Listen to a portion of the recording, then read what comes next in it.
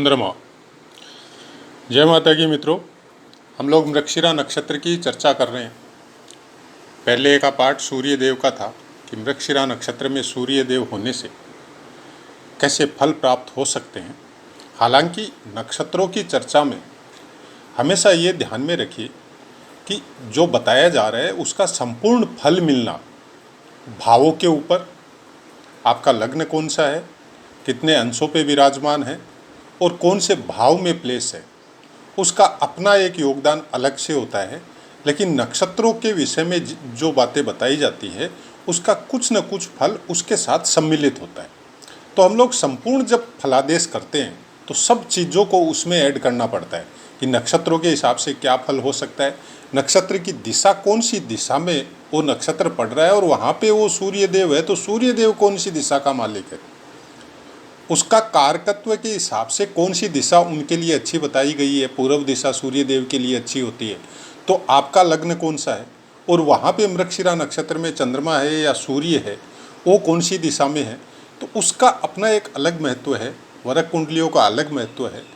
कुछ न कुछ अंश हम लोग इसको जब प्रेडिक्शन करते हैं तो जोड़ के रखते हैं कि ऐसा कुछ फल इस जातक को इस जीवन में इस नक्षत्र की वजह से प्राप्त होगा। और गोचर में इस नक्षत्र के ऊपर अगर कोई दूसरे पाप या क्रूर ग्रह का गोचर होता है तो इस नक्षत्र वालों को कुछ न कुछ पीड़ा प्रेजेंट वर्तमान में जब गोचर होगा तो उसमें नजर आएगी। अगर अच्छे उस समय दशा महादशा चल रही है, अच्छे योग कारक ग्रहों की प्रत्यंतर दशा या अंतरदशा चल रही है, तो वो अच्छे फलों में कुछ कमी आएगी।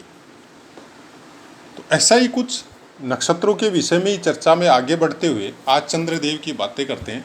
अगर मृगशिरा नक्षत्र में चंद्रदेव हो तो कैसा फल हम लोगों को प्राप्त हो सकता है। तो चंद्रदेव हो मृगशिरा नक्षत्र में होने का मतलब हो गया कि आपकी चंद्र राशि, और नॉर्मली यही बोला जाता है कि मृगशिरा नक्षत्र जिसको भी बोला जाता है यही बोला जाता है कि जिस नक्षत्र में चंद्रमा हो वही नक्षत्र जातक का जन्म नक्षत्र बताया जाता है, जबकि ऐसा होता नहीं है। जन्म नक्षत्र से मतलब किसी एक पर्टिकुलर नक्षत्र से नहीं होता है।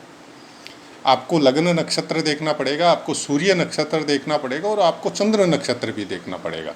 ये बातें प्रायकर सब पाठों में हम बताते हैं। और मृगशिरा नक्षत्र में अगर चंद्रदेव की उपस्थिति प्रथम चरण में हो तो यहाँ जातक को बुद्धिमान, प्रसिद्ध, राजनीति के क्षेत्र में यशस्वी और पत्नी सुंदर, धनी परिवार और ज़्यादा कर फीमेल संतान कुछ ज़्यादा प्राप्त हो सकती है मृगशिरा नक्षत्र में अगर चंद्रदेव प्रथम चरण में हो। तो दूसरे चरण में हो तो जातक का जन्म बहुत ही उच्च कुल में होता है, बहुत अच्छे परिवार में, और जिनका नाम हो, जिनका जाति की वजह से हो, चाहे धन की वजह से हो, चाहे अपने कामों की वजह से हो, जो फेमस हो, जो बहुत बड़ा कुल हो, ऐसे कुलों में ऐसे इंसानों का जन्म होता है। तीसरे चरण में चंद्रमा का सुफल यहाँ भी प्राप्त होता है, जातक धनी होता है। शुरुआती जीवन कुछ संघर्षमय हो सकता है लेकिन जातक लास्ट में पैसे वाला होता है और माता से कुछ विशेष लगाव या स्नेह ऐसे जातक को प्राप्त होता है। चतुर्थ चरण में जातक हो, चंद्र हो, तो यहाँ पे बलिष्ठ और स्वस्थ बताया जाता है। मतलब आदमी अपना स्वास्थ्य और बल के ऊपर आप घमंड कर सकते हैं कि ऐसा जातक के साथ होता है। औषध हो, रसायन हो, प्रसाधन सामग्री हो, ये सब कामों में जातक कुछ विशेष रुचि प्राप्त होता है। तो ये हो गए चारों चरणों में चंद्रमा होने का फल हम लोगों को कैसा प्राप्त होता है। अब बात करते हैं दृष्टि की। अगर चंद्रमा मृगशिरा नक्षत्र में हो और उस पर अलग अलग ग्रहों की दृष्टि हो तो कैसा फल प्राप्त हो सकता है। अगर सूर्य की दृष्टि हो तो जातक धनी, लेन देन के काम करने वाले, ब्याज वगैरह के काम करने वाले, या कृषि के संबंध में काम करने वाले, कृषि का व्यापार करने वाले और उससे लाभ कमाने वाले, ऐसे जातक हो सकते हैं। अगर मंगल देव की दृष्टि हो तो कुछ विशेष यहाँ पे शुभ नहीं मानी जाती है। मंगल देव की अगर दृष्टि चंद्रमा पे हो और मृगशिरा नक्षत्र में तो कुछ न कुछ अड़चने हर काम में, चाहे अपनी पत्नी से संबंधित हो, चाहे कोई आपका अगर जैसे लिव इन रिलेशनशिप है या कोई लव अफेयर वगैरह का चक्कर है तो उसमें कुछ न कुछ तकलीफें या कुछ न कुछ मान अपमान का चक्कर यहाँ पे मंगल देव की दृष्टि होने की वजह से जातक को प्राप्त होता है। और ये फल आपको कुंडली के अनुसार तो मिलेगा जो मिलेगा, मतलब जो फल दृष्टि का बताया जाता है वो गोचर में भी जब कभी भी ऐसी दृष्टियाँ आपको प्राप्त होगी, से अगर सूर्य देव आपके कहीं पे बैठ के गोचर में आपके मृगशिरा नक्षत्र पे अगर दृष्टि डाल रहे हैं तो वो फल बहुत अच्छा उस समय में आपको प्राप्त होगा।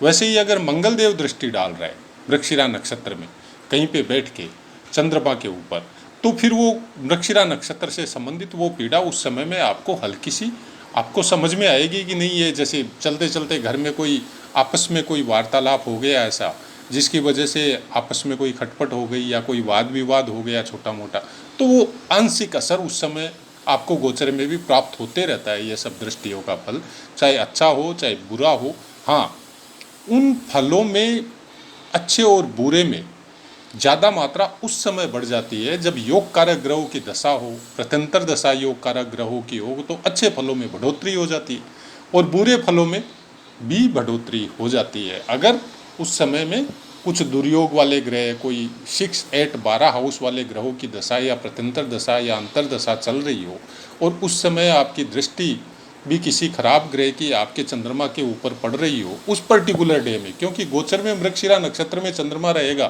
तो मुश्किल से एक दिन रहेगा, तो वो एक दिन का जो पीरियड आता है, मतलब सटीक फलादेश जब बताया जाता है या किया जाता है एक एक दिन का, दो दो दिन का, एक एक महीने का, वो पता भी नहीं चलता है कि अचानक से आपके साथ कुछ हो गया, क्यों हुआ।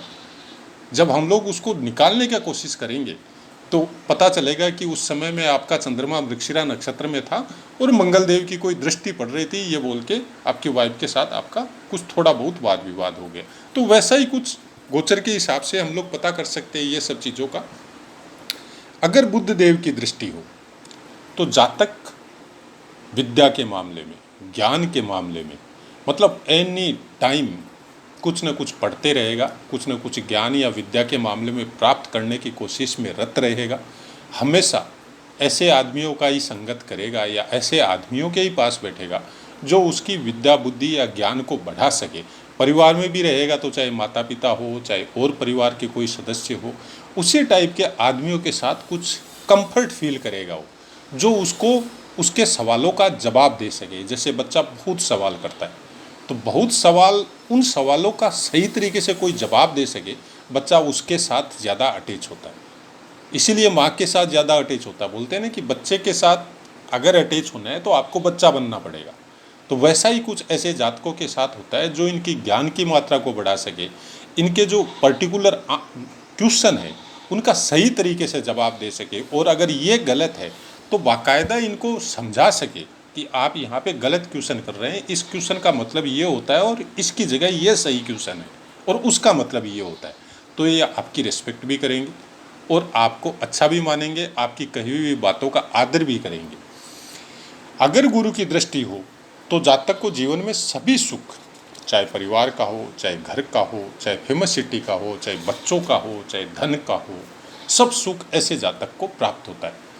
अगर मृगशिरा नक्षत्र में चंद्रदेव के ऊपर शुक्र की दृष्टि हो तो विरासत में बहुत संपत्ति मिलती है, खासकर माँ के परिवार से। ऐसा हो सकता है कि इनकी माँ अकेली हो, एक ही बच्ची हो या दो बच्चियाँ ही हो, बच्चे नहीं हो, या ऐसा भी हो सकता है कोई कारणवश माँ के माँ बाप ने अपनी पूरी संपत्ति अपनी बेटी को दे दी, इसकी वजह से इनको वो संपत्ति मिली। तो वैसा कुछ विरासत में संपत्ति मिलने का अगर माँ के द्वारा मिलती है तो यही कोई कारण होता है। या फिर ये हो सकता है कि माँ कोई अच्छे पद पे हो, कोई सरकारी या प्राइवेट जॉब कर रही हो और उनके द्वारा कुछ संपत्तियाँ अर्जित की गई हो जो इनको प्राप्त हुई है। अगर शनि देव की दृष्टि हो तो बच्चों के लिए बहुत अच्छी होती है। ऐसे इंसानों के बच्चे बड़े आज्ञाकारी होते हैं, उनका मतलब बोलने से पहले समझते हैं और अपने माँ बाप के कहे अनुसार ही चलेंगे। इनकी बोली हुई बातों को ये मानेंगे कि नहीं, अगर माता ने बोला है या पिता ने बोला है तो मेरे को यही काम करना है, मेरे को इसके आगे सोचना है और न इसके आगे जाना है। तो माता पिता के बड़े आज्ञाकारी बच्चे, मृगशिरा नक्षत्र में अगर चंद्रमा के ऊपर शनिदेव की दृष्टि हो तो इनके बच्चे बड़े आज्ञाकारी होते हैं। हाँ, धन के मामले की गारंटी नहीं है, वो बाकी पूरी कुंडली का प्रिडिक्शन करने के बाद में ही समझ में आएगा। लेकिन शनिदेव की दृष्टि होने की वजह से संतान सुख या संतान से सुख बहुत अच्छा प्राप्त होता है। तो मृगशिरा नक्षत्र में आज हम लोगों ने चंद्रदेव की बातें की। चंद्रदेव को अगर है तो कैसे फल प्राप्त हो सकते हैं, उन पे अगर बाकी ग्रहों की दृष्टि है तो कैसे फल प्राप्त हो सकते हैं। इसके विषय में एक चीज़ हमेशा ध्यान में रखिए, जो भी नक्षत्रों के हिसाब से जो प्रिडिक्शन किया जाता है उसको पूरी तरह प्रिडिक्शन करने के लिए वैदिक ज्योतिष के जो सिद्धांत ग्रहों के ऊपर लागू है वैसा सिद्धांत इनके ऊपर भी लागू है। जब आप नक्षत्रों के विषय में जानकारी कर ले, उसके बाद में अगर आप नवमांश कुंडली में जाओ, अष्टक वर्ग में जाओ, तो वो सब चीज़ें आपको समझ में आएगी कि से चंद्रमा आपके लगन कुंडली अनुसार चतुर्थ स्थान में है मृगशिरा नक्षत्र में, और चतुर्थ स्थान में अष्टक वर्ग में अंक भी बहुत अच्छे मिले हुए हैं। उस समय दशा महादशा भी योग कारक है, तो फिर चंद्रदेव का फल यहाँ पे बहुत अच्छा मिलता है। अब बहुत अच्छा मिलने में ये है कि चंद्रदेव अनवरत धन प्राप्त करवाते, मतलब चंद्रदेव हो गया आपका डेली का इनकम। तो आदमी ऐसे कोई व्यापार में हो सकता है जिससे आपको, जैसे लेन देन का व्यापार हो, या बैंक से संबंधित या पैसों के लेन देन का व्यापार हो, या फिर ऐसा कोई कॉन्ट्रैक्ट हो सकता है जिसमें आपको डेली इनकम या 2 दिन 5 दिन से इनकम मिलती हो, या सप्ताह से आपका हिसाब होता हो। तो ऐसे कुछ चीज़ें अगर चंद्रदेव के विषय में जब आपको देखना हो तो चंद्रमा का प्लेसमेंट, चंद्रमा का नक्षत्र और कौन से स्थान पे प्लेस है, और उस स्थान का मालिक, भावेश, कारक, ये सब कहाँ प्लेस है, वो सब चीज़ों को ध्यान रखना बहुत ज़रूरी होता है। तब जाके हल्का सा हम लोगों को कुछ पता चलता है। बाकी अभ्यास कुंडलियों पे सब जगह आपको इसका सही तरीके से अगर आप लगाना आपको समझ में आने लग गया तो प्रिडिक्शन में बहुत, मतलब आप ये बोल सकते हैं कि बहुत आनंद आता है। जब हम लोग ये कोशिश करते हैं किसी अनजान आदमी के साथ ये सब प्रिडिक्शन में लगा के, और जब उनसे क्वेश्चन करते हैं तो बहुत बार हमने देखा है कि आप मतलब उसके प्रिडिक्शन, सही प्रिडिक्शन के 80% तक नज़दीक पहुंच जाते हैं। उसके बाद में आप उससे पूछ सकते हैं कि आपका काम कैसा है, आप कहाँ से आए हैं, आप क्या काम करते हैं, आपका बिहेव कैसा है।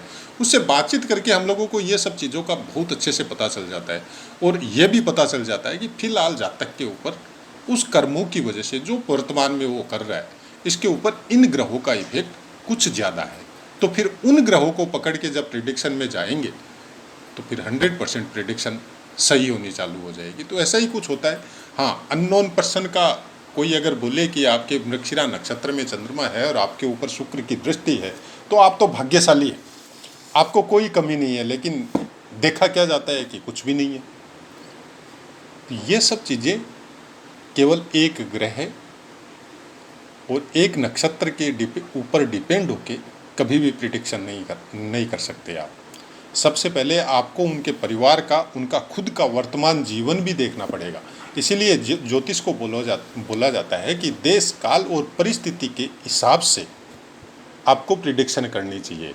आज मेरा अगर मृगशिरा नक्षत्र में है और वर्तमान में जिस समय हम वीडियो बना रहे हैं उस समय अगर यूक्रेन में हम रह रहे हैं तो हमको कैसा फल मिलेगा।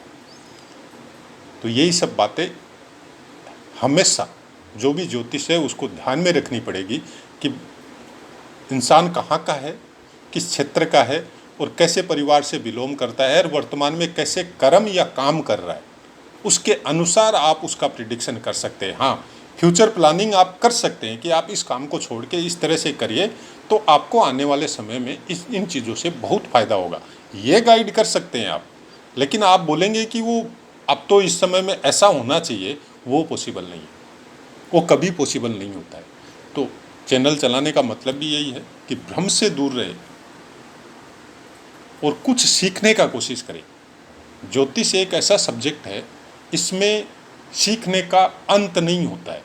कोई भी पार्ट क्वेश्चन आंसर के बाद में ख़त्म नहीं होता है, ये अनवर्त रिसर्च चलते रहता है। प्रत्येक विद्वान का अपना एक सीमा है और इस सीमा के अंदर कुछ नहीं होता है, इस सीमा के बाहर होता है। जिसको भी ज़्यादा ज्ञान की प्राप्ति होती है वो एक नॉर्मल जो सीमा है उसको क्रॉस करना पड़ता है उसको, और भगवान किसी किसी को ऐसी सद्बुद्धि या ऐसी पावर देता है कि वो उस ज्ञान उस क्षमता को क्रॉस करने के बाद में जो ज्ञान प्राप्त होता है वो आप समझ सकते हैं कि आपके हर काम में काम आता है। चाहे आप किसी भी क्षेत्र में काम करो, किसी भी वर्क में रहो, हर चीज़ में वो ज्ञान, वो कैपेसिटी आपको हमेशा काम आएगी। और ज्योतिष सीखने का मतलब भी यही है। आज हम ज्योतिष सीख के भी, हमने ज्योतिष को कोई अपना इनकम का जरिया नहीं बनाया है, लेकिन इस ज्ञान के द्वारा आपके दिमाग के वो तंत्र, वो नसें एक्टिव होती है जो दूसरे काम में भी आपकी बहुत बड़ी हेल्प करती है। तो ऐसा है मित्रों, पाठ समझ में आया होगा। पाठ से संबंधित अगर कोई क्वेश्चन है आपका तो आप कमेंट कीजिए, 100% आपको आंसर मिलेगा। जय माता की।